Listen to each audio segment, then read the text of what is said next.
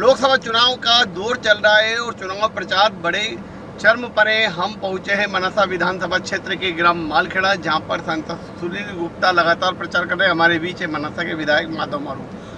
मारू जी, क्या लग रहा है सुधीर गुप्ता जी, आपके यहाँ से कितनी वोटों की लीड लेंगे? वैसे तो वो भारी बहुमत से जीत रहे हैं। निश्चित रूप से एक बड़ी लीड के साथ हम जिता के भेजेंगे उनको। मैं विधानसभा 20,000 वोट से जीता तो मेरा ऐसा अनुमान है कि उनको 50,000 वोट से हम जिता के भेजेंगे। वातावरण भारतीय जनता पार्टी के पक्ष में है, वातावरण मोदी जी के पक्ष में है, वातावरण सुधीर जी के पक्ष में है और कांग्रेस की उपस्थिति लगभग नगण्य है। कांग्रेस लगभग मृतप्राय हो चुकी है, क्योंकि जिस तरह से कांग्रेस के नेताओं के स्टेटमेंट्स आ रहे हैं जनता विरोधी, तो लोगों का मोह भंग हो चुका है। यहाँ तक कि कांग्रेस के प्रत्याशियों का भी मोह भंग हो गया उससे, पर उनकी मजबूरी है, लड़ना पड़ रहा है। बहुत जगह तो प्रत्याशी छोड़कर भाग भी रहे हैं। अभी इंदौर में जैसे विड्रा कर लिया कांग्रेस के प्रत्याशी ने अपना फॉर्म। तो निश्चित रूप से अब वातावरण कांग्रेस के विरोध में है और भारतीय जनता पार्टी के पक्ष में है। एक विरासत टैक्स की बात हर जगह उठ रही है कि कांग्रेस गवर्नमेंट आ गई तो विरासत टैक्स लेकर आएंगे। क्या है विरासत टैक्स?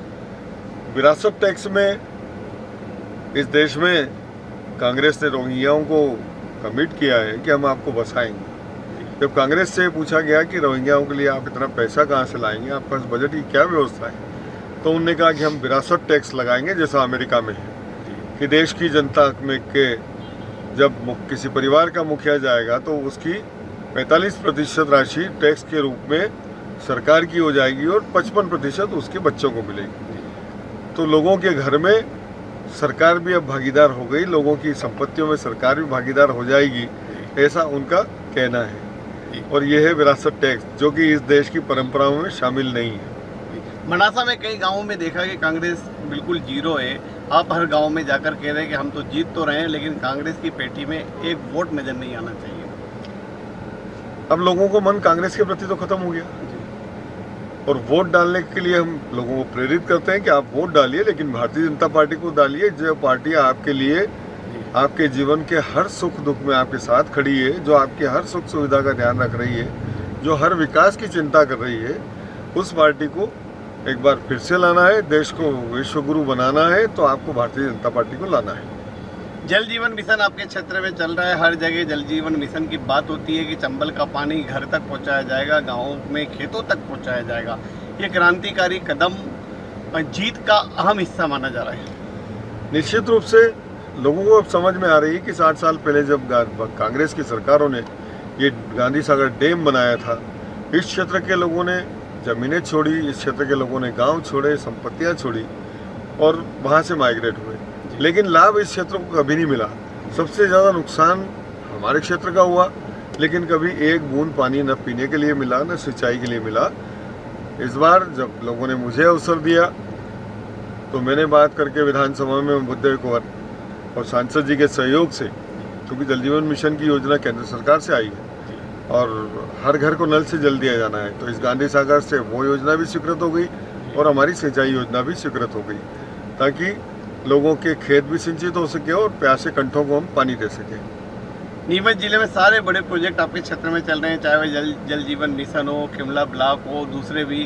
किस तरह से प्रोजेक्ट चल रहे हैं, उसका लाभ जनता को किस तरह से मिल रहा है? हमारे यहाँ सबसे बड़ा प्रोजेक्ट केंद्र सरकार का हमारा चीता प्रोजेक्ट आ रहा है, जो कि पर्यटन की दृष्टि से मनासा को अंतर्राष्ट्रीय नक्शे पर लाएगा। और उसके अलावा एक बड़ी महत्वाकांक्षी योजना जो वाटर रिसाइकलिंग करके पावर पैदा करेंगे, पावर स्टोरेज योजना भी जो मान सकते हैं उसको हम, हमारी ग्रीन को लगभग 10,000 करोड़ की योजना लेकर आई है। और भी कई अन्य प्रोजेक्ट हमारे यहाँ आ रहे हैं, सोलर प्लांट्स आ रहे हैं। और मेरी आगामी योजना भी यही है कि इस क्षेत्र को औद्योगिक रूप से विकसित किया जाए और एजुकेशन के हिसाब से विकसित किया जाए। और सांसद जी का इसमें सब जगह मुझे सहयोग लगेगा, क्योंकि वो अनुभवी हैं सुधीर जी, और उनको सब योजनाओं के बारे में जानकारी है, पता है कि कहाँ क्या होना है। इसलिए बड़ी आसानी होगी सुधीर जी फिर जब वापस आएंगे लोकसभा में। एक आखिरी प्रश्न कि मनासा में वैसे भी कांग्रेस मुक्त थी, इस बार जो बच्चे कुछ कांग्रेस के, क्या वे भी भाजपा में आने की तैयारी कर रहे हैं? काफ़ी कांग्रेस से आने का मन बना रहे हैं जी।